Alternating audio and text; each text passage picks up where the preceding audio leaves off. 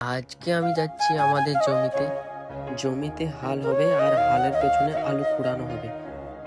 মা বাবা ভাই ওরা আগেই চলে গিয়েছে। তারপর আমি এসে দেখি শুধু এই দুটো জমি বাকি আছে।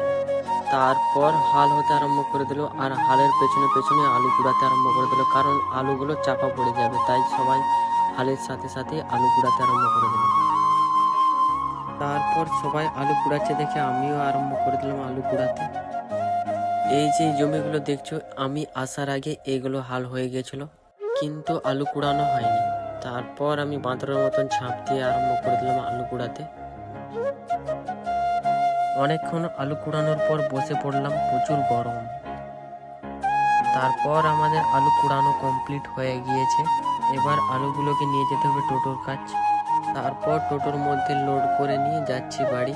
বন্ধুরা, আমি বাড়ি যাই, আর আমার ভিডিওটা ভালো লাগলে আমাকে একটা লাইক করো।